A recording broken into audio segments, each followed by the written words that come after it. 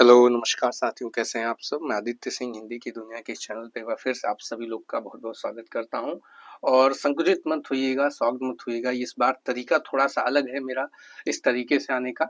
और इसका एकमात्र उद्देश्य ये है कि जो मैंने हिंदी की दुनिया पे दूसरी पहल शुरू की थी, जो दूसरी पहल था कि कक्षा 9 से लेके 12वीं तक यूपी बोर्ड के बच्चों को मैं हिंदी पढ़ा पाऊँ।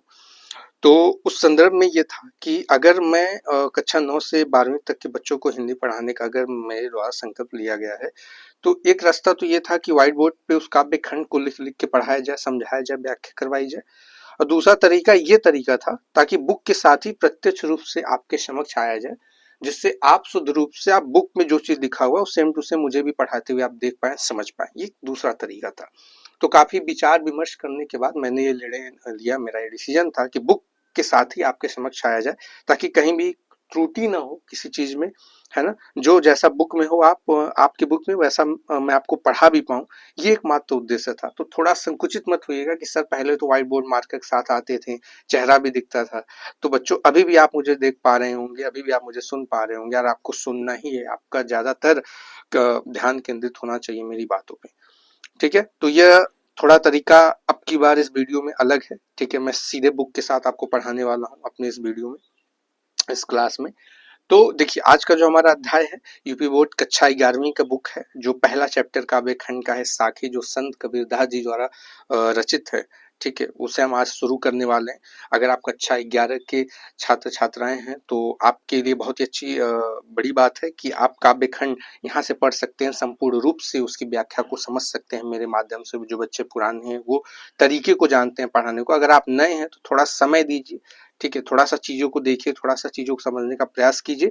देखिए, आप किसी भी चीज पर अगर थोड़ा सा भी आप समय देंगे, ठीक है, थोड़ा सा समय आप देंगे, उस चीज को समझने का प्रयास करेंगे, तो एक निश्चित समय बाद वो चीजें आपको समझ में आने लगती है। तो अगर आप नए हैं अभी, ठीक है, तो अगर आप नए हैं और कक्षा 11वीं के छात्र या छात्राएं, विद्यार्थी आप हैं, पढ़ रहे हैं, ठीक है, और काव्य खंड आपको पढ़ना है, तो बहुत ही अच्छे प्लेटफॉर्म पे आ चुके हैं। ये बात का आश्वासन आप मुझसे ले लीजिए, इतना मैं वादा करता हूँ कि अगर आप यहाँ से पढ़ेंगे तो साखी का या फिर किसी भी काव्य खंड की किसी भी चैप्टर की व्याख्या को समझने में आपको कठिनाई नहीं आने वाली है। ये मेरा आपसे वादा है। ठीक है, तो आइए जुड़ जाइए एक बार सभी लोग फिर से। और आज हम शुरू करने वाले हैं सामान्य हिंदी कक्षा 11 साखी, जो किसके द्वारा रचित है? संत कबीर दास जी द्वारा। जी हाँ, ये वही कबीर दास ही है जिनके भाषा को हम सदुकड़ी भाषा या पंचमेल खिचड़ी भी कहते हैं। तो पहला सवाल अगर आपके सामने कभी बच्चों ये आ जाए कि कबीर दास जी की भाषा को पंचमेल खिचड़ी या सदुकड़ी क्यों कहा जाता है ना? अगर कभी आपसे पूछे कबीरदास जी जितने दोहे हैं उन दोहों में सदुकड़ी भाषा का प्रयोग किया जाता है। तो सदुकड़ी भाषा इसलिए कहा जाता है, सदुकड़ी भाषा या पंचमेल खिचड़ी हम इसलिए कहते हैं कबीरदास जी की भाषा को, क्योंकि उनके भाषाओं के संकलन में राजस्थानी, पंजाबी, अवधी तमाम और अनेक प्रांत प्रांत भाषाओं के शब्दों का संकलन मिलता है। इसलिए उनके भाषा को ज्यादातर सदुकड़ी या पंचमेल खिचड़ी कहते हैं। ठीक है, तो कभी अगर आपसे सवाल अगर ये पूछे कि कबीरदास जी की भाषा को सदुकड़ी भाषा क्यों कहा जाता, तो आपके पास बड़ी साधारण सा जवाब होना चाहिए कि भैया उनके भाषा में अनेक प्रांत के भाषाएं मिलते हैं, राजस्थानी भी है, अवधी भी है, पंजाबी है ना? अनेक भाषाओं शब्दों के संकलन मिलता है, जिसके कारण उनके भाषा को हम क्या कहते हैं बच्चों? क्या कहते हैं? पंचमेल खिचड़ी या सदुकड़ी भाषा भी कहते हैं। ठीक है, तो आइए शुरू करते हैं। पहला दोहा हम पढ़ेंगे। करीब साखी में 21 दोहे दिए गए हैं और इन 21 दोहों में हर एक दोहे में कबीरदास जी गुरु की महिमा का वर्णन करते हैं, गुरु के महत्व को समझाते हुए हमें दिख रहे हैं, बता रहे हैं कि गुरु की मौजूदगी किस प्रकार से हमारे जीवन में बड़ी इंपॉर्टेंट होती है। ठीक है, तो आइए पहला दोहा पढ़ते हैं, पहले दोहे से शुरुआत करते हैं। और पहला दोहा क्या है कि बलिहारी गुरु आपड़े। देखिए क्या लिखा हुआ है कि बलिहारी गुरु आपड़े, देवहारी देवहाड़ी कै बार, जिनि मानिस तैं देवता, करत न लागी बार। समझते हैं क्या कह रहे हैं कबीरदास जी अपने इस दोहे के माध्यम से कि बलिहारी गुरु आपड़े। बलिहारी का अर्थ होता है न्यौछावर। बलिहारी का अर्थ मित्र क्या होता है? न्यौछावर। गुरु यानी गुरु पर, आपड़े यानी अपने को, आपड़े यानी अपने को। देवहाड़ी, अब देखिए यहाँ पे देवहाड़ी का दो अर्थ होता है। देव का अर्थ होता है देना, हाड़ी का अर्थ होता है शरीर, और दो हाड़ी का एक और अर्थ होता है दिन में 2 बार, है ना? तो बलिहारी गुरु आपड़े, देवहारी कै बार। मैं अपने गुरु के ऊपर, मैं अपने गुरु के प्रति खुद को न्यौछावर करना चाहता हूँ, मैं अपने गुरु के प्रति खुद को बार-बार बलिहारी होना चाहता हूँ। मैं दिन में बार-बार मैं उनके ऊपर खुद को न्यौछावर करना चाहता हूँ। ऐसे गुरु के प्रति जो मेरे अंदर से, जो मेरे अंदर बैठे अंधकार को, जो मेरे अंदर पल रहे अंधकार को मिटाकर ज्ञान की रोशनी जलाई, ज्ञान का दीपक जलाया, और उस ज्ञान की दीपक जलने से हम ईश्वर की प्राप्ति के रास्ता को देख पाए, ईश्वर तक जाने का हमें उन्होंने मार्ग दिखाया। ऐसे गुरु के प्रति मैं बार बार खुद को न्यौछावर करना चाहूंगा, बार बार खुद को समर्पित करना चाहूंगा। यही पहली लाइन की व्याख्या में बोला गया है। क्या बोला गया है कि बलिहारी गुरु आपने देवहानी कै बार, मैं अपने गुरु के प्रति बार बार खुद को न्यौछावर करना चाहूंगा, ऐसे गुरु के प्रति जो मेरे अंदर पल रहे अंधकार को मिटाया, मेरे अंदर ज्ञान की रोशनी जलाई, उस रोशनी से हम ईश्वर तक जाने का रास्ता हम देख पाए, ईश्वर को समझ पाए। ऐसे गुरु के प्रति मैं खुद को बार बार न्यौछावर करना चाहूंगा। और साथ ही साथ जिन्होंने मानिस यानी मनुष्य, तय यानी से देवता, जिन्होंने मनुष्य से देवता बनाने में करत न लागी बार, मैं उस गुरु के प्रति भी खुद को समर्पित करना चाहूंगा जिन्होंने मनुष्य से देवता बनाने में करत न लागी बार बार, यानी समय क्षण भर की भी देरी नहीं की, क्षण भर की भी देरी नहीं की। मैं ऐसे गुरु के प्रति खुद को बार बार समर्पित करना चाहूंगा जो मेरे अंदर से अंधकार को निकाल के, अज्ञानता को निकाल के ज्ञान की दीपक जलाए, ज्ञान की रोशनी को जलाया, और जिन्होंने मुझे मनुष्य से देवता बनाने में क्षण भर की भी देरी नहीं की। मैं उस गुरु के प्रति बार बार खुद को बलिहारी करना चाहूंगा, बार बार खुद को न्यौछावर करना चाहूंगा, जो हमें ईश्वर की प्राप्ति करवा रहा है। ठीक है, देखिए एक चीज छूट गया, मैं आपको अभी बता देता हूँ, वो चीज शुरू का पार्ट था लेकिन मैं आपको अभी बता दे रहा हूँ कि अगर जब भी हम किसी पार्ट को शुरू करते हैं तो उसके सबसे पहले उसके अर्थ को हम समझते हैं। तो कबीरदास जी के इस साखी का अर्थ क्या है? आखिर साखी में 21 दोहे दिए गए हैं, उन 21 दोहों में गुरु के महिमा का वर्णन किया गया है, गुरु के महत्व को बताया गया है। तो अर्थ क्या है? देखिए साखी जो है संस्कृत के साक्षी शब्द से लिया गया है। साखी जो शब्द है संस्कृत के साक्षी शब्द से लिया गया है। अब यह साक्षी क्या होता है? साक्षी का जो अर्थ होता है वो होता है गवाही देना, गवाही देना, वो किसी चीज की साक्षी रहा है। साक्षी का अर्थ क्या होता है? गवाही देना। साक्षी का जो अर्थ होता है कि साक्षी को संदर्भित किया जाता है किसी घटना की वास्तविकता को प्रमाणित करने के लिए, किसी घटना की वास्तविकता को बताने के लिए साक्षी का यह अर्थ होता है किसी घटना की वास्तविकता को जो प्रमाणित करे वही साक्षी होता है। तो साक्षी क्या है? एक संस्कृत का शब्द है। और लगे हाथ ये भी जान लीजिए कि जो संस्कृत के शब्द होते हैं बच्चों, उसे हम कहते हैं तत्सम शब्द, और उन्हीं तत्सम शब्द का जब प्रयोग हम हिंदी में करते हैं, यानी जो संस्कृत शब्दों का प्रयोग जब हम हिंदी में करते हैं तो वो तत्सम से तद्भव बन जाता है। तो साखी जो है ये तद्भव शब्द भी आप कह सकते हैं इसे। ठीक है, और इसका तत्सम क्या होगा? साक्षी होगा। तो जो साखी शब्द है बच्चों वो साक्षी शब्द से निकल के आया है, और साक्षी का अर्थ क्या होता है? गवाही देना। ये चीज आप शुरू से समझते हुए चलिए। देखिए शुरू की चीज थी, छूट गई पर कोई बात नहीं, हम पहली व्याख्या के बाद इसके अर्थ को समझे, इसके मतलब को समझे हैं। ठीक है, उम्मीद करता हूं अब तक बेहतरीन ढंग से आपको चीजें समझ में आई होंगी। अब आ जाइए आगे दूसरे दोहे पे क्या कहा जा रहा है, दूसरे दोहे पे कबीरदास जी क्या कहना चाह रहे हैं कि देखो कि सतगुरु की महिमा अनंत, सतगुरु की महिमा अनंत, अनंत किया उपकार, लोचन अनंत उघाड़िया, अनंत दिखावण हार कबीरा, अनंत दिखावण हार। कबीरदास जी कह रहे हैं, गुरु की महिमा को बता रहे हैं कि गुरु की महिमा अनंत है, सतगुरु की महिमा अनंत, हमारे गुरुदेव की जो महिमा है वो अनंत है, जिसका कोई अंत नहीं। अंत किया उपकार, अंत किया, हमारे पे अनंत उपकार किए, हमें अनंत उपकार किया। कैसा उपकार? कि हमारे अंदर से अंधकार को मिटाया, ज्ञान की ज्योति जलाई, ज्ञान का दीपक जलाया, ईश्वर तक पहुंचाया, ईश्वर के राह पे ले गए, ईश्वर की प्राप्ति का रास्ता उन्होंने बताया। ऐसे गुरु की जो महिमा है हमारे ऊपर अनंत है। सतगुरु की जो महिमा है वो क्या है बच्चों? अनंत है। अनंत उपकार उन्होंने हमारे ऊपर किए हैं। लोचन यानी नेत्र, लोचन का क्या होता है? अर्थ क्या होता है बच्चों? नेत्र। अनंत, अनंत नेत्रों को, लोचन अनंत, उघाड़ियां, उघाड़ियां का अर्थ होता है खोलना, उघाड़ियां का अर्थ क्या होता है? खोलना। लोचन अनंत उघाड़ियां, अनंत दिखावन हार। सतगुरु की जो महिमा, व्याख्या समझते हैं इसकी कि सतगुरु की जो महिमा है बच्चों वो अनंत है। सतगुरु की जो कृपा है हमारे ऊपर अनंत है, अनंत किया उपकार, और अनंत हमारे ऊपर उन्होंने क्या किया है? उपकार किया है।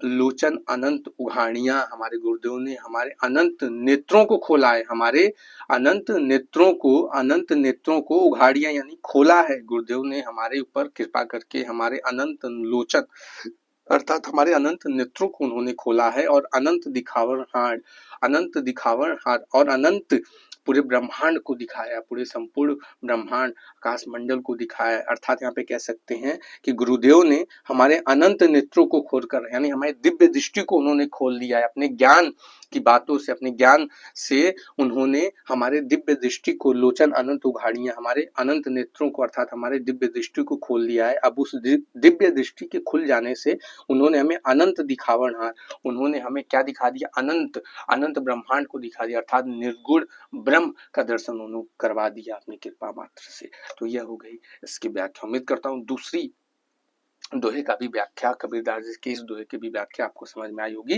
कि जहाँ गुरु की महिमा की कृपा बताएं, गुरु की कृपा बता रहे हैं कि गुरु की कृपा से क्या क्या हो सकता है कि उन्होंने हमारे अनंत नेत्रों को खोल दिया, हम अनंत तक अब देख सकते हैं, हम दिव्य दृष्टि से पूरे पूरे ब्रह्मांड को हम देख सकते हैं, पूरे निर्गुण ब्रह्म के हम दर्शन कर सकते हैं। ठीक है, आ जाइए लगे हाथ तीसरे दोहे पे। उम्मीद करता हूँ दूसरा दोहा भी बहुत ही बेहतरीन ढंग से आपको समझ में आया होगा। और तीसरा दोहा क्या है कि दीपक दिया तेल भरी, दीपक दिया तेल भरी, बाती दई अघट, पूरा किया बिसाहुड़ा, बहुरी न आऊ हट। दीपक दिया तेल भरी, बाती दई अघट, पूरा किया बिसाहुड़ा, बहुरी न आऊ हट। बहुत ही महत्वपूर्ण दोहा है। विगत कई वर्षों में इन दोहों का प्रयोग किया गया है। क्या नाम की व्याख्या आधारित, पद्यांश आधारित प्रश्नों पे आधारित इन दोहों का ज्यादातर प्रयोग किया गया है ना। तो देखते हैं, समझते हैं क्या है कि दीपक दिया तेल भरी, दीपक दिया तेल भरी, बाती दई अघट। हमारे गुरुदेव ने हमारे अंदर ज्ञान रूपी दीपक को जलाया है। क्या जला है? ज्ञान रूपी दीपक को जला है। दीपक दिया तेल भरी, प्रेम रूपी दीपक को दिया है, उसमें ईश्वर की स्नेह रूपी तेल को भी भरा है। गुरुदेव ने क्या किया है कि दीपक दिया, कैसा दीपक दिया? ज्ञान का दीपक दिया है। कबीरदास जी कह रहे, कबीरदास जी क्या कह रहे हैं कि गुरु ने कौन सा दीपक दिया? ज्ञान का दीपक दिया, तेल भरी और ईश्वर का स्नेह रूपी तेल भर के दे दिया, और साथ ही साथ बाती दई अघट, और कभी ना घटने वाली उस ईश्वर के स्नेह रूपी तेल में बाती भी दे दी, जो हमारे अंदर, जो हमारे मन के अंदर सदैव प्रज्वलित रहे, सदैव जलती रहे। तो वह फिर समझते हैं, दीपक दिया तेल भरी। हमें गुरुदेव ने हमें क्या दिया है? ज्ञान रूपी दीपक दिया है, और उसमें तेल भरी, तेल भर के हमको उस दीपक में, ज्ञान रूपी दीपक में हमें ईश्वर की प्रेम रूपी, स्नेह रूपी तेल भर के दिया है। और बाती दई अघट, और कभी ना घटने वाली उसमें क्या दे दी है? बाती दे दी है। पूरा किया बिसाहुड़ा, बहुरी ना आऊ हट। और पूरा किया बिसाहुड़ा, बिसाहुड़ा का अर्थ क्या होता है? कि क्रय विक्रय। बिसाहुड़ा का अर्थ क्या होता है? कि क्रय विक्रय। इस संसार से जो भी मेरा लेन देन था, जो भी जीवन मरण का संबंध था, भैया मुझसे छुटकारा पा चुके हैं, पूरा किया है ना। अगर आप इस मृत्यु लोक में आते हैं तो जन्म मरण का एक संबंध होता है, अब उससे आप छुटकारा पा चुके हैं। तो पूरा किया बिसाहुड़ा, पूरा किया बिसाहुड़ा, बहुरी ना आवो हट। बहुरी यानी दोबारा, हट यानी बाजार, हट यानी बाजार। कबीरदास जी ने बाजार कहा है। किसे बाजार कहा है? इस संसार को बाजार कहा है। कह रहे हैं कबीरदास कि जो भी जीवन मरण का संबंध था, इस संसार से जो भी अब हमारा लेना देना था, जितनी कर्म था, जितना करनी था, वो हमने कर लिया। अब बहुरी यानी दोबारा, दोबारा हमें इस बाजार रूपी संसार में, बाजार रूपी संसार में नहीं आना, दोबारा हमें इस मोह माया के संसार में नहीं आना, क्योंकि हमारे गुरुदेव ने हमारे ऊपर कृपा की, हमारे ऊपर ज्ञान की ज्योति, ज्ञान का दीपक जलाया, उसमें इस ईश्वर की स्नेह रूपी तेल को भरा, और कभी न घटने वाली बाती को दे दिया। पूरा किया बिसाहुड़ा, और इस संसार से क्रय विक्रय, बिसाहुड़ा यानी क्रय विक्रय, संसार से जो भी मेरा लेन देन था वो मैंने समाप्त कर लिया, और दोबारा इस संसार में नहीं आना। बहुरी ना आवो हट। बहुरी यानी दोबारा, आओ यानी आना, हट यानी बाजार। बहुरी यानी दोबारा मुझे संसार रूपी बाजार में नहीं आना है। यह थी तीसरी दोहे की बहुत ही सरलता वाली व्याख्या। मैं फिर से देख लेते हैं, ये बार बार पूछा जाता है, इसलिए मैं इसको दोबारा आपको बताऊंगा, समझाऊंगा कि दीपक दिया तेल भरी, बाती दई अघट। गुरुदेव जी हमें क्या क्या क्या दे रहे हैं? हमें कबीरदास जी क्या कहना चाह रहे हैं कि दीपक दिया, कैसा दीपक दिया, पूछ सकता है आपसे। इस पर आधारित अगर प्रश्न देगा तो यहाँ पे किस दीपक के बारे में बात हो रही है, तो ज्ञान रूपी दीपक के बारे में बात हो रही है। कबीरदास जी यहाँ किस दीपक के बारे में बात करना चाह रहे हैं, ज्ञान रूपी दीपक के बारे में बात करना चाह रहे हैं कि दीपक दिया तेल भरी। गुरुदेव ने हमें एक ज्ञान की दीपक दी और उसमें तेल भर के, कौन सा तेल, ईश्वर की स्नेह रूपी तेल, ईश्वर की स्नेह रूपी तेल भर के उसमें ज्ञान रूपी दीपक जला के उन्होंने ज्ञान रूपी दीपक हमको दिया है, उसमें स्नेह रूपी ईश्वर की स्नेह रूपी तेल को भर के। और क्या दिया है, बाती बाती दई घट, और कभी न घटने वाली उन्होंने हमको क्या दी है, बाती दी है, पूरा किया बिसाहुड़ा, बिसावना यानी क्रय विक्रय। और इस संसार से जो भी मेरा लेन देन था, जो भी क्रय विक्रय था, जो भी सौदा था, है ना, जो भी कुछ था वो हमारा कंप्लीट हो चुका है, पूरा हो चुका है, संपूर्ण हो चुका है। बहुरी, बहुरी यानी दोबारा ना आओ हट, अभी संसार, इस बाजार रूपी संसार में मुझे दोबारा आने की आवश्यकता नहीं है। उम्मीद करता हूँ बच्चों बेहतरीन ढंग से आप इन दोनों को समझते हुए मेरे साथ चल रहे होंगे। ठीक है, सुनते रहिए बातों को। ठीक है, तरीका थोड़ा सा अलग है पर क्या करना है, तुम तो सब पुराने छात्र हो, अगर जो नए हैं तो आदत डाल लें। ठीक है, बुक की सहायता से पढ़ाने का बड़ा सहजता होती है कि इनको हमें लिखना नहीं पड़ता व्हाइट बोर्ड पे, सीधे मैं बुक की सहायता से पढ़ा दूंगा। और आप मिलाइएगा, अगर यूपी बोर्ड के आप छात्र हैं, यूपी बोर्ड के अगर आप विद्यार्थी हैं तो यही सेम टू सेम दिया होगा आपके साखी चैप्टर में। ठीक है, काव्यखंड का पहला ही चैप्टर है और कक्षा 11। ठीक है, आ जाइए चौथे दोहे की तरफ, और चौथे दोहे को भी बहुत ही बेहतरीन ढंग से हम समझते हुए चलते हैं। और क्या है हमारा चौथा दोहा, देखते हैं कि बूढ़े थे परी उबरे, बूढ़े थे, बूढ़े थे परी उबरे, गुरु की लहरी चमन की, भेरा देखा जर्जरा उतरी पड़े फरंग की। है ना, थोड़ा सा रस में पढ़ें तो बूढ़े थे परी उबरे, गुरु की लहरी चमन की, भेरा देखा जर्जरा उतरी पड़े फरंग की, कबीरा उतरी पड़े फरंग की। कि बूढ़े थे यानी, बूढ़े यानी डूब जाना, बूढ़े का अर्थ क्या होता है, डूब जाना। मैं तो डूब चुका था, परी, बूढ़े थे परी उबरे, मैं तो डूब चुका था तभी परी उबरे, तभी उबरा, तभी यानी निकला, तभी मैं निकला। कब निकला, जब गुरु की लहरी चमकी। मैं तो इस संसार के मोह माया में मैं तो डूब चुका था, इस संसार की, बूढ़े थे, संसार की मोह माया में मैं बुड़ चुका था, मैं डूब चुका था, तभी उभरा, तभी अचानक से मैं ऊपर आया। गुरु की लहरी चमकी, जब गुरु की लहर चमकी, जब गुरु की लहर चमकी, जब गुरु की महिमा हुई, जब गुरु की कृपा हुई, तब मैं संसार के मोह माया से अचानक बाहर निकला। तब मैं संसार की मोह माया में जहां मैं डूब रहा था, जैसे ही गुरु की कृपा हुई, जैसे ही गुरु की लहर चमकी, मैं तुरंत ऊपर आया, तुरंत इस दलदल से ऊपर आया। और भेरा देखा जल जला, भेरा देखा जल जला, जर्जरा का अर्थ क्या होता है, जर्जरा का अर्थ होता है कमजोर, जर्जरा का अर्थ क्या होता है, कमजोर, है ना। भेरा का अर्थ होता है नौका, कह सकते हैं, बेड़ा, बेड़ा कह सकते हैं, नौका कर सकते हैं। तो यहाँ पे जर्जरा यानी कमजोर, भेरा यानी नौका। यहाँ पे नौका किसको बोला जा रहा है, कमजोर किसको बोला जा रहा है, तो अपने अपने आप को कबीरदास जी बोल रहे हैं कि जब मैंने अपने शरीर को, अपने नौका रूपी शरीर को जब कमजोर देखा, जर्जरा देखा, है ना, जो मैं चाह रहा था कि संसार को, मोह माया से संसार को मैं स्वयं पार कर लूं बिना किसी सहायता के, लेकिन तभी क्या हुआ, मैं डूबने लगा। और फिर मैंने देखा, भेरा देखा जर्जरा, जब अपने शरीर रूपी नौका को देखा कमजोर है, जब लगा कि ये मेरे स्वयं के बस की बात नहीं है कि इस मोह माया के संसार को मैं खुद से पार कर पाऊं, तभी उतरी पड़े फरंग की, जब मैंने अपने नौका रूपी शरीर को जर्जर देखा, जब कमजोर देखा, उतरी पड़े फरंग की, तुरंत तुरंत इस नौका पर से मैं उतर गया, तुरंत मैं अपने गुरु की शरण में चला गया, उतर गया पड़े फरंगी, शीघ्रता से ही मैं उस नौका से उतर गया, शीघ्रता से ही मैं उस नौका से उतर गया जिस नौका से मैं संसार को पार करना चाह रहा था, संसार की मोह माया को पार करना चाह रहा था, मोह माया से भरी संसार को मैं पार करना चाह रहा था। जब मैं अपने नौका को देखा, है ना, अपने शरीर रूपी नौका को देखा कि भैया इस शरीर से ये संसार मोह माया पार नहीं हो पाएगी, मेरे बस में नहीं है ये अकेले करना, तब मैं वहां से उतर गया। तब मैं वहां से क्या किया, शीघ्रता से ही फरंग की, शीघ्रता से ही मैं वहां से उतर गया। और चौथी पंक्ति की ये थी संपूर्ण व्याख्या। उम्मीद करता हूँ बेहतरीन ढंग से आपको समझ में आई होगी। ठीक है, और चौथी पंक्ति की व्याख्या करने के बाद, चौथी पंक्ति की दोहे पढ़ने के बाद अगला हम क्या पढ़ेंगे, पांचवी पंक्ति, पांचवी की, सॉरी पंक्ति में बोल रहा हूँ, दोहा, पांचवें दोहे की हम व्याख्या को करेंगे। ठीक है, उम्मीद करता हूँ चौथे दोहे की जो व्याख्या आपको बेहतरीन ढंग से समझ में आई होगी, है ना। आ जाते हैं पांचवी पंक्ति दोहे की व्याख्या की तरफ। क्या कह रहे हैं कि चिंता तो हरि नाव की, चिंता तो हरि नाव की, और न चिंता दास, जे कुछ चितवे राम बिन, सोई काल की पास कबीरा, सोए काल की पास। क्या कह रहे हैं इसमें कबीरदास जी, क्या कह रहे हैं कि चिंता चिंता चिंता क्या होता है, टेंशन। चिंता तो हरि नाव की। नाव का दो अर्थ होता है, एक नाव का अर्थ होता है नौका, वो नौका जिससे हम पानी में चलते एक पार से उस पार जाते हैं, और एक नाव का अर्थ होता है नाम।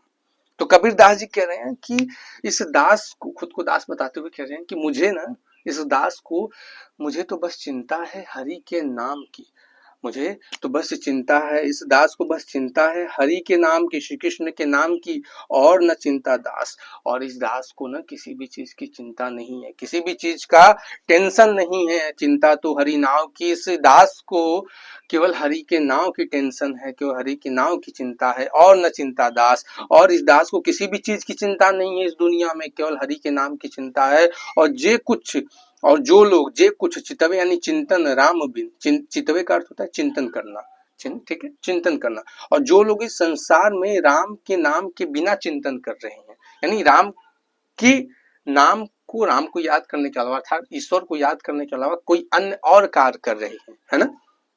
जे कुछ चितवे राम बिन, और जो लोग राम के बिना किसी अन्य चीज की चिंतन कर रहे हैं, जो राम के नाम के अलावा का, राम के नाम का चिंतन नहीं कर रहे हो, किसी अन्य चीज का अगर वो चिंतन कर रहे हैं, सोई काल की पास, तो वो फिर कहाँ सो रहे हैं, काल के बंधन में जा रहे हैं, वो काल के पास सो रहे हैं, अपनी मृत्यु के पास सो रहे हैं, है ना। क्या कहा जा रहा है पांचवी दोहे की व्याख्या में बच्चों, कि चिंता तो हरि नाव की, और न चिंता दास। इस दास को केवल किसकी चिंता है, हरि के नाम, हरि अर्थात हरि के नाम की, नाव का अर्थ होता है नाम की चिंता है, और न चिंता दास। और इस दास को किसी और चीज की चिंता नहीं है। जे कुछ चितवे राम बिन, और जो कुछ भी, जो लोग राम के नाम के अलावा किसी और चीज की चिंतन करते हैं, किसी और चीज का ख्याल करते हैं, सोई काल की पास, पास यानी बंधन, है ना, वो काल के बंधन में जा रहे हैं, वो काल के बंधन में सो रहे हैं।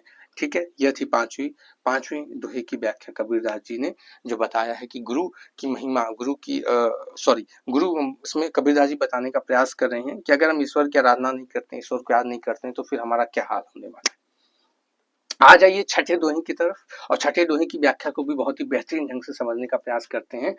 क्या कहा जा रहा है कि तू करता तू भया, ओहो, कि तू करता तू भया, मुझ में रही न हूँ, बारी फेरी बलि गई, जित देखो तित तू कबीरा, जित देखो तित तू करता तू भया, मुझ में रही न हूँ।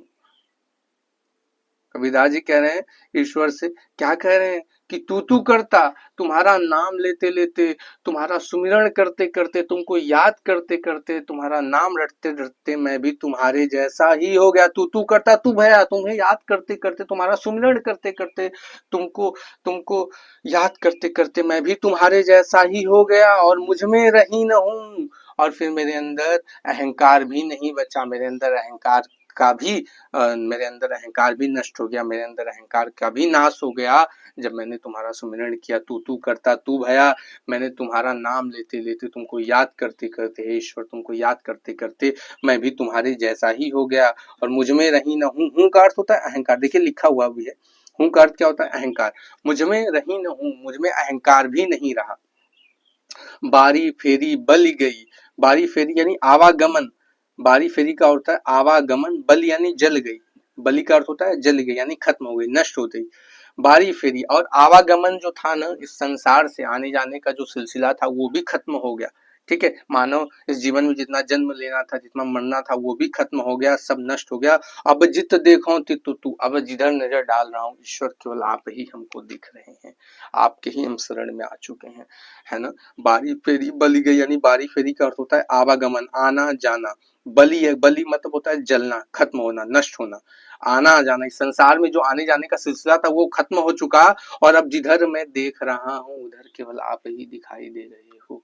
हे ईश्वर, हे परमात्मा, तू तू करता, तू भया, तुम्हारा नाम लेते लेते, तुमको याद करते करते, तुम्हारा सुमिरन करते करते मैं भी तुम्हारे जैसा हो गया, और मुझ में रही न हूँ, और मेरे अंदर अहंकार भी नहीं बचा, मेरे अंदर अहंकार का भी समापन हो गया तुम्हारा नाम लेते लेते, तुम्हारे शरण में मात्र आ जाने से। और बारी फेरी बली गई, संसार से आवागमन भी नष्ट हो गया, खत्म हो गया, जल गई जित देखो तो अब जिधर देख रहा हूँ उधर केवल आप ही दिखाई दे रहे हो। यह थी छठी पंक्ति की व्याख्या। उम्मीद करता हूँ बेहतरीन ढंग से समझ में आया होगा। अब आगे बढ़ेंगे और सातवें दोहे की तरफ आएंगे, और सातवें दोहे का हम व्याख्या बहुत ही बेहतरीन ढंग से समझेंगे। और देखिए, अगर कहीं किसी दोहे पे अगर आपको डाउट आ रहा है, कहीं कोई पंक्ति सॉरी कहीं कोई लाइन समझ में नहीं आ रही है, कहीं कोई किसी शब्द का अर्थ नहीं समझ में आ रहा है, तो आप कमेंट करिए, ठीक है। मैं अगले किसी चैप्टर की वीडियो बनाते वक्त आपको जवाब देता हुआ मिल जाऊंगा। आप कमेंट करिए, अगर आप देख रहे हैं गंभीरता से मेरे क्लास को देख रहे हैं और कहीं कोई डाउट हो तो प्लीज कमेंट करिए, सर ये इस लाइन की व्याख्या में समझ में आए नहीं आई। मैं निश्चित रूप से किसी न किसी वीडियो में उसका जवाब देते हुए बच्चों में आपको जरूर मिलूंगा, है ना। आ जाइए देखते छठी पंक्ति। उम्मीद करता हूँ बेहतर ढंग से समझ में आया होगा, और थोड़ा सा मैंने बुक को ऊपर किया है ताकि मैं आगे के पार्ट को भी आपको प्रत्यक्ष रूप से दिखा पाऊँ, व्याख्या करा पाऊँ। बहुत तकलीफ होती है बच्चों वीडियो बनाने में, तो थोड़ा सा आपका प्यार, थोड़ा सा सहयोग चाहिए, है ना। जितना मेहनत हमारे द्वारा किया जाता है इस वीडियो को बनाने में, उतना आपके द्वारा कम से कम उसका एक चौथाई तो करना ही चाहिए, आपको देखने के लिए, समझने के लिए आखिर है क्या, है ना। तो देखिए सातवीं दोहे का व्याख्या क्या है, सातवां दोहा क्या कहा जा रहा है कि कबीर सूता क्या करे, कबीर सूता क्या करे, काहे न देखे जग, जाके संग तै बिछोड़िया, ताही के संग लगे। कबीर कहते हैं सूता क्या करे, हे अज्ञानी मनुष्य, हे अज्ञानी मनुष्य, तू क्या सो रहा है, सूता यानी सो रहा है, तू क्या सो रहा है, काहे न देखी, क्यों नहीं तू निद्रा से अपनी जो जिस नींद में सो रहा है अज्ञानी मनुष्य, तू क्या सो रहा है, तू क्यों सो रहा है, हे अज्ञानी मनुष्य तू क्यों सो रहा है, तू क्या सो रहा है, क्यों नहीं उठता, क्यों नहीं अपनी इस निद्रा को त्यागता, क्यों नहीं जाके जग को देखता, क्यों नहीं जाके संसार को देखता, क्यों नहीं जाके ईश्वर के शरण में जाता, क्यों नहीं ईश्वर को तू सुमरण करता, क्यों नहीं उनको तू याद करता। कबीरदास जी कह रहे हैं कि हे अज्ञानी मनुष्य तू क्यों सो रहा है, तू क्यों नहीं उठता, कि तू क्यों नहीं जाता संसार को देखता, तू क्यों नहीं जाके ईश्वर की आराधना करता, ईश्वर को सुमिरन करता। जाके संग ते बिछोड़िया, तू जिसके संग से बिछुड़ गया है, तू बिछुड़िया नहीं बिछड़ जाना, बिछुड़िया का अर्थ क्या होता है, बिछड़ जाना। तू जिसके संग से बिछड़ गया है, ताही के संग लग, पुनः तू उसके साथ लग, पुनः तू भगवान की भक्ति में लीन हो। हे हे अज्ञानी मनुष्य तू इस निद्रा में मत सो, क्योंकि अगर तू अभी सो रहा है तो एक न एक दिन तुझे उस चीर निद्रा में तो जाना ही है, तुझे उस घंघोर निद्रा में, तुझे एक लंबी निद्रा में तो एक दिन तुझे लेट जाना ही है। तो तू जब तक है इस संसार में तब तक ईश्वर की आराधना कर, ईश्वर की भक्ति कर, ईश्वर का नाम ले। तू ऐसे आलस की तरह मत सो, आलस्य की तरह तू मत सो, क्यों नहीं उठता, क्यों नहीं तू जाके जग को देखता। कबीर सूता क्या करे, कबीर कहता है तू क्या सोता रहता है, हे ज्ञानी मनुष्य तू क्या सोता रहता है, काहे न देखी जग, क्यों नहीं उठता, क्यों नहीं जाता संसार को देखता, क्यों नहीं भगवान की भक्ति करता, क्यों नहीं ईश्वर को सुमिरन करता, उनको याद करता। जाके संग ते बिछुड़े, तू उठ, तू ईश्वर से अगर बिछड़ गया है तो उनके साथ को पकड़, उनके शरण में जा, जिसके संग से तू बिछुड़ गया है, बिछुड़ना यानी बिछड़ना। जाके संग, तू जिसके संग से बिछुड़ गया है, ताही के संग लगी, तू उसके साथ पुनः लग, तू वापस, तू अगर ईश्वर से बिछड़ गया है तो ईश्वर, तू अपनी इस निद्रा को त्याग, तू अपनी सालस रूपी निद्रा को त्याग, तू उठ, तू जा ईश्वर के शरण में। अगर उनसे बिछड़ गया है तो पुनः ताही के संग, पुनः उनके शरण में जा, पुनः उनको याद कर, क्योंकि तुझे एक ना एक दिन चीर निद्रा में जाना ही है। संसार में जितने व्यक्ति हैं कोई आजीवन काल के लिए नहीं आया है, एक निश्चित समय बाद उसे मृत्यु की गोद में जाना ही है, लेकिन जब तक न जाए तब तक अपने कर्म के साथ साथ हमें ईश्वर को भी याद करना चाहिए, ईश्वर को भी सुमिरन करना चाहिए, ठीक है। और बहुत ही बेहतरीन ढंग से हमको उचित आपको ये व्याख्या भी समझ में आई होगी इस दोहे की भी, और बहुत ही अच्छे तरीके से उतने ही रस उतने ही अनुभव के साथ आ जाते हैं आठवें दोहे की तरफ, उतने ही रस उतने ही आनंद के साथ। और क्या है कि कैसो कही कही कुकिए, कैसो कही कही कुकिए, ना सोइए असरार, रात दिवस कै कूकड़े, कबहू लगे पुकार कबीरा, कबहू लगे पुकार। केशव का अर्थ होता है, एक केशव का अर्थ होता है ईश्वर और एक केशव का अर्थ होता है केशव यानी माधव, यानी श्री कृष्ण को कहा जा रहा है। तो आप यहाँ ईश्वर भी समझ सकते हैं या फिर आप श्री कृष्ण को भी समझ सकते हैं कि कबीरदास जी क्या कह रहे हैं कि केशव कहीं कहीं कूकी। केशव यानी ईश्वर, ईश्वर को कहीं कहीं पुकारिए, कहीं कहीं कुंजन करिए, कहीं कहीं उनका सुमिरन करिए। यानी यहाँ पे कबीरदास जी जोर दिए हैं, यहाँ पे इस बात पे विशेष बल दिए हैं कि ईश्वर को याद किया जाए। केशव कहीं कहीं कूकिए, कबीरदास जी कह रहे हैं कि ईश्वर को कहीं कहीं कूकिए, यानी कहीं कहीं के उनका कुंजन करिए, उनको सुमिरन करिए। कहीं कहीं कूकिए यानी कुंजन करिए, कहीं कहीं उनका कुंजन करिए, उनको सुमिरन करिए, उनकी आराधना करिए, उनकी भक्ति करिए। न सोइए असरार, देखिए अभी जो मैंने बताया था वही बात कि न सोइए असरार। असरार अर्थ होता है आलस। आलस में आप मत सोइए, कहीं कहीं ईश्वर को याद करिए, मन से याद करिए, अंतरात्मा से ईश्वर को याद करिए। कहीं कहीं केशव ईश्वर को कहीं कहीं कुंजन करिए, उनको कहीं कहीं पुकारिए।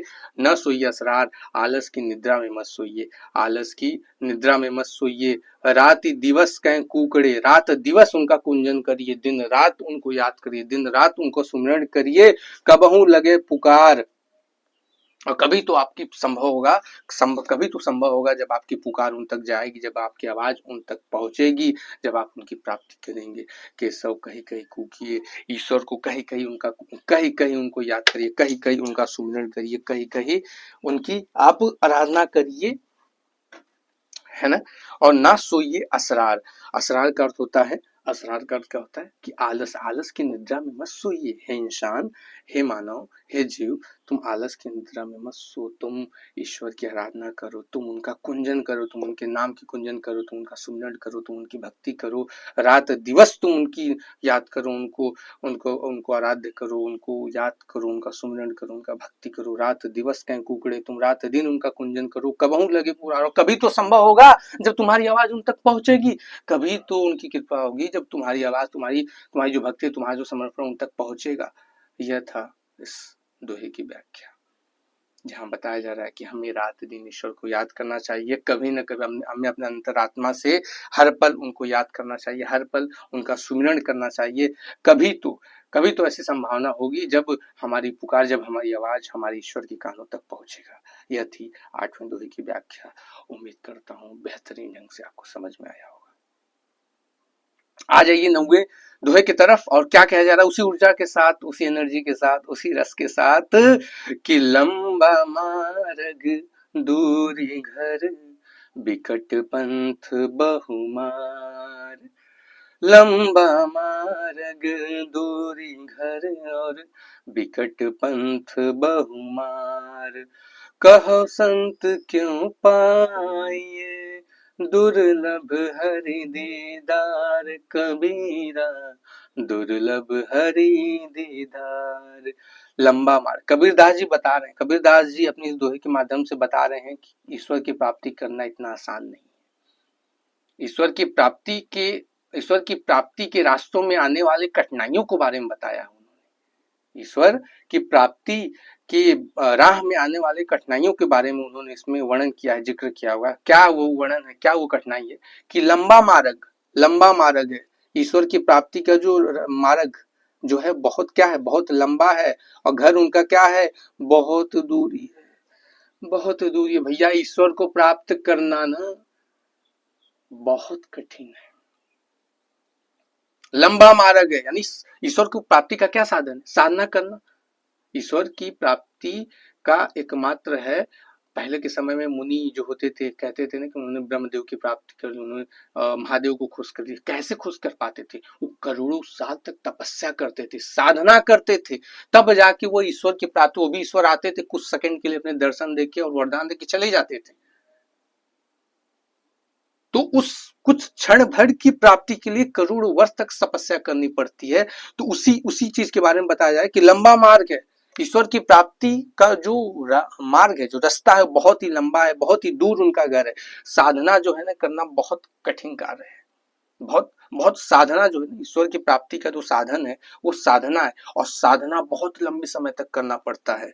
अब विकट, विकट यानी भयंकर, पंथ यानी रास्ता, बहु यानी मार्ग, लंबा तो है ही है, दूर तो है ही है उनको प्राप्त, ईश्वर की प्राप्ति करना, ईश्वर की प्राप्ति का जो रास्ता है वो तो लंबा है ही, साथ ही साथ वो रास्ता भी बहुत ही क्या है, बहुत ही विकट है, बहुत ही पंथ जो है बहुत ही विकट है। क्यों? क्यों बहुमार, क्योंकि उस रास्ते पे जब हम ईश्वर की प्राप्ति के रास्ते पे चलते हैं, जब हम साधना में जाते हैं, जब हम साधना में लीन होते हैं, जब हम ईश्वर को याद करते हैं, तो उस रास्ते में बहुत मार, बहुत सारे चोर बैठे होते हैं। कैसे चोर होते हैं, कैसे लुटेरे होते हैं? मार का अर्थ होता है बहुत, बहु कहना बहुत सारे, मार का अर्थ होता है लुटेरे, चोर। किस प्रकार के चोर? ईर्ष्या वाले चोर, क्रोध वाले चोर, लोभ मोह माया। पता चला आप ईश्वर का ध्यान करने गए, आपके दिमाग में आ गया कि अभी तो मुझे बर्गर खाना है, भैया हो गया साधना, ऐसे थोड़ी होता है। पता चले गए आप साधना करने, दिमाग में आपको अन्य प्रकार की बातें आ रही हैं कि कल उनके शादी में जाना है, ये करना, ऐसे नहीं होता। तो ईश्वर की जो प्राप्ति के जो साधन है, उस साधना से होके जाते हैं, और साधना बड़े लंबे समय तक करना पड़ता है, और वो जो रास्ता होता है, वो साधना वाला मार्ग होता है, उस पर कई सारे लुटेरे बैठे होते हैं, ईर्ष्या वाले, क्रोध वाले, मोह वाले, लालच वाले, है ना। ये हमेशा हमें रोकेंगे, हमेशा उस कार्य को करने से, उस साधना को करने से रोकेंगे। विकट पंथ बहुमार, बहुत भयंकर वो पथ है, बहुत ही भयंकर वो रास्ता है, जहाँ बहुत सारे लुटेरे बैठे होते हैं, ईर्ष्या वाले लुटेरे, है ना, लोभ लालच मोह माया वाले लुटेरे बैठे होते हैं, जो हमें ईश्वर की प्राप्ति में सबसे बड़े बाधक बनते हैं। मान लो अगर हम साधना को ठान भी लिए कि हम ईश्वर की साधना, ईश्वर को प्राप्त करेंगे साधना करके, तो सबसे बड़े आपके दुश्मन है उस राह पे, उस साधना के राह पे बैठे हुए लुटेरे। और लुटेरे भी कहाँ होते हैं? आपके मन के अंदर ही छुपे होते हैं, आपके अंदर, मन के अंदर ही लालच पनपती है, क्रोध पनपता है, किसी से जलन की भावना आती है ना। ये सारे आपके मन के चोर हैं जो आपको ईश्वर की राह पर जाने से रोकेंगे। ठीक है, लंबा मार्ग, रास्ता कैसा है? लंबा है। ईश्वर का घर भी कितना है? बहुत दूर है। विकट पंथ, विकट यानी भयंकर, पंथ यानी रास्ता, बहुमार, विकट पंथ, रास्ता भी बहुत भयंकर है, उस पे बहुत सारे लुटेरे बैठे हुए हैं, ईर्ष्या वाले, क्रोध वाले, जो हर पल ईश्वर की प्राप्ति में बाधा बनने को तैयार है। तब कबीरदास जी कहते हैं, तब कबीरदास जी जब इस कठिनाई को देखते हैं तो क्या कहते हैं कि कहो संत, हे संत। अब वो संतों से मदद मांग रहे हैं, कह रहे हैं कि हे संत बताइए, क्यों पाइए, किस प्रकार से दुर्लभ, यानी इस कठिन, दुर्लभ इस कठिन हरि यानी श्री कृष्ण के दीदार हो सके। हे संत, हे संत बताइए, हे संत, हाथ जोड़ते हुए कहते हैं कि हे संत बताइए किस प्रकार से दुर्लभ हरि का दीदार अर्थात ईश्वर की प्राप्ति हो पाए, ईश्वर के दर्शन हो पाए, ईश्वर का दीदार हो पाए, कैसे? हे संतों से पूछ रहे हैं कि हे संत बताइए किस प्रकार से हम अपने हरि का दीदार कर सकते हैं। यह थी 9वें दोहे का व्याख्या। बहुत ही बेहतरीन ढंग से, उम्मीद करता हूं आपको समझ में आया होगा। ठीक है, आ जाइए 10वीं दोहे की तरफ, 10वें दोहे की तरफ बढ़ते हैं। क्या है 10वीं लाइन में, 10वें साखी के इस दोहे में क्या कहा गया है? साखी की इस 10वें दोहे में कबीरदास जी क्या कहना चाह रहे हैं? ठीक है, देखिए एक चीज मैं आपको यहाँ बताना भूल गया। 8वीं पंक्ति में देखिए, मैं व्याख्यानात्मक व्याख्या भी आपको बताते हुए चलूंगा।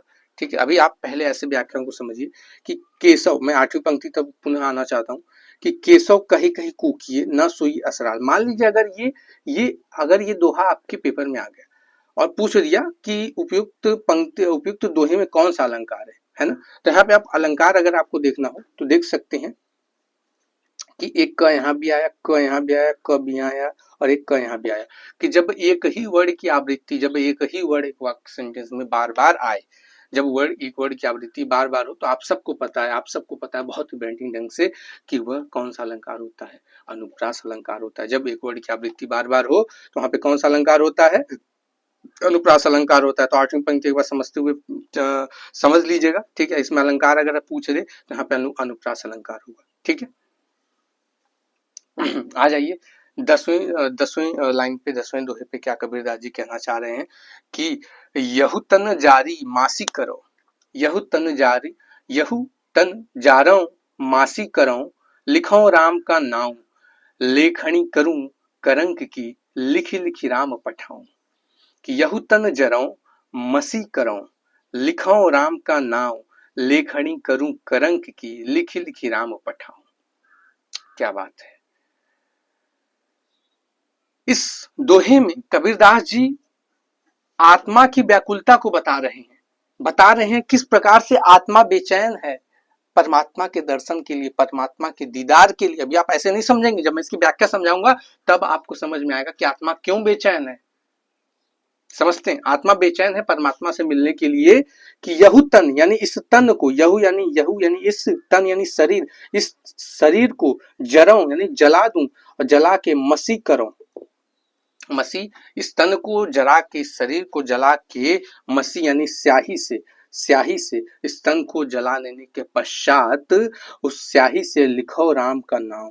उस शरीर से राम के नाम को, उस शरीर को जला लेने के बाद, इस तन को जला लेने के बाद उसके स्याही से मैं राम के नाम को लिखूं, मैं राम के नाम को लिखूं। कबीरदास जी बता रहे हैं कि यहाँ पे आत्मा यहाँ पे प्रगाढ़, यहाँ पे गहरी भक्ति को हम देख पा रहे हैं, ईश्वर के प्रति एक गहरा प्रेम को, एक प्रेम झलक रहा है इस दसवें दोहे में। कबीरदास जी अपनी 10वें दोहे में एक गहरी भक्ति, एक गहरे प्रेम को दर्शा रहे हैं। ईश्वर के प्रति जो गहरा प्रेम हमें वो दिख रहा है कि आत्मा किस प्रकार से व्याकुल है। आत्मा क्या कह रही है कि मैं अपने शरीर को भी जलाना चाहती हूँ, इस तन जरो, यहू तन जा रहा हूँ, इस तन को भी जला के, इस तन को जला के, इस तन को जलाने के पश्चात उसके राख से उस मसी करो, उसका मैं क्या बनाऊं, उसका मैं स्याही बनाऊं, उस स्याही से मैं क्या लिखूं, राम के नाम को लिखूं, राम का नाम लिखूं। यहू तन जा रहा हूं, इस तन को जलाना चाहता हूं और इस जलाने के पश्चात मासी करो यानी फिर मसी का अर्थ होता है स्याही, उस स्याही से फिर मैं राम का नाम लिखना चाहता हूँ। लेखनी करूं, लेखनी यानी लेखनी करूं करंक की।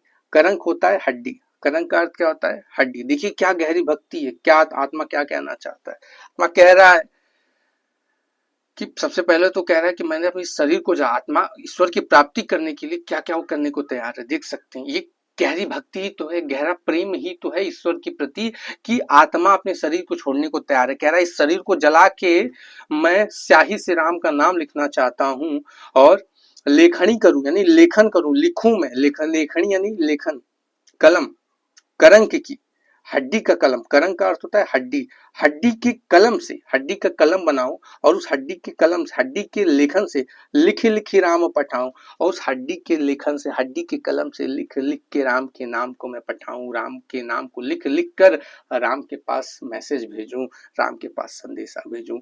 यहू तन जा रहा हूं मासी करो, आत्मा कह रहे, कबीरदास जी कह रहे हैं, कबीरदास जी इस दोहे में एक ईश्वर के प्रति गहरे प्रेम को दर्शा रहे हैं, गहरे प्रेम को दर्शाते हुए कह रहे हैं ये गहरा प्रेम ही तो है कि आत्मा अपने शरीर को भी छोड़ने को तैयार है, आत्मा अपने शरीर को स्वयं नाश करने को तैयार है। कह रहा है कि मैं इसे जला के मसी करो, इसका स्याही से मैं राम के नाम को लिखूं और राम के नाम के लिखूं, लेखनी करूं यानी लेखन करूं, लिखूं, करंक की, हड्डी, हड्डी से बने, हड्डी से अपने हड्डी, करंक का अर्थ होता है हड्डी, है ना, हड्डी से कलम बनाऊं और उस कलम से, उस लेखनी से लिखूं राम का नाम और लिख लिख राम, उस हड्डी की कलम से राम के नाम को लिख लिख कर राम के पास भेजूं। यह थी एक साधारण सी व्याख्या 10वीं पंक्ति की। उम्मीद करता हूं बेहतरीन ढंग से समझ में आया होगा।